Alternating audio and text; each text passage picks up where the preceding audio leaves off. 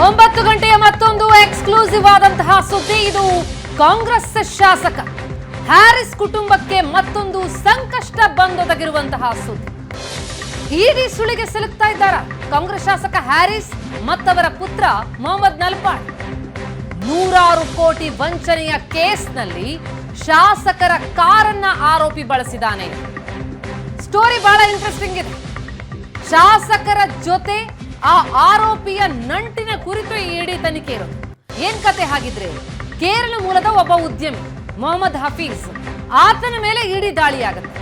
ಆತ ಆ ಮೊಹಮ್ಮದ್ ಹಫೀಜ್ ಅತ್ತೆ ಮಾವನಿಗೆ 100 ಕೋಟಿ ವಂಚಿಸಿದಂತಹ ಆರೋಪಿ. ನಕಲಿ ದಾಖಲೆ ತೋರಿಸಿ ವರದಕ್ಷಿಣೆ ನೆಪ ಕೊಟ್ಟು 108 ಕೋಟಿ ರೂಪಾಯಿ 108.73 ಕೋಟಿಯನ್ನ ಸುಲಿಗೆ ಮಾಡಿದ್ದಾನೆ. ನಕಲಿ ದಾಖಲೆಯನ್ನ ಸೃಷ್ಟಿಸಿ ತನ್ನ ಸ್ವಂತ ಅತ್ತೆ ಮಾವನ ಬಳಿಯೇ ಸುಲಿಗೆ ಮಾಡಿದ್ದಾನೆ ಅಂತ ಕೇರಳ ಮೂಲದ ಉದ್ಯಮಿ ಹಫೀಜ್ ವಂಚನೆಯ ಕುರಿತು ಕರ್ನಾಟಕ, ಕೇರಳ ಮತ್ತು ಗೋವಾದಲ್ಲಿ ಎಫ್ಐಆರ್ ಆಗಿದೆ. ಆದ್ರೆ ಈಗ ಈ ಕೇಸ್ನ ಅಡಿಯಲ್ಲಿ ಈಗ ನಲ್ಪಾಡ್ ಮತ್ತು ಹ್ಯಾರಿಸ್ಗೆ ಸಂಕಷ್ಟ ಬಂದೊದಗಿದೆ. ಯಾಕಂದ್ರೆ ಆ ಆರೋಪಿ ಬಳಸಿದಂತಹ ಕಾರು ನಲ್ಪಾಡ್ ಸಂಬಂಧಿಗೆ ಸಂಬಂಧಪಟ್ಟದ್ದು.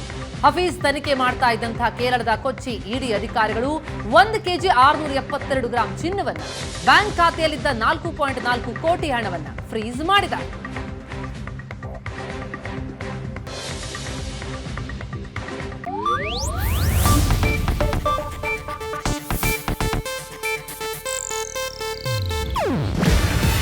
ಇದು ಏಷ್ಯಾನೆಟ್ ನ್ಯೂಸ್ ನೆಟ್ವರ್ಕ್ ಪ್ರಸ್ತುತಿ.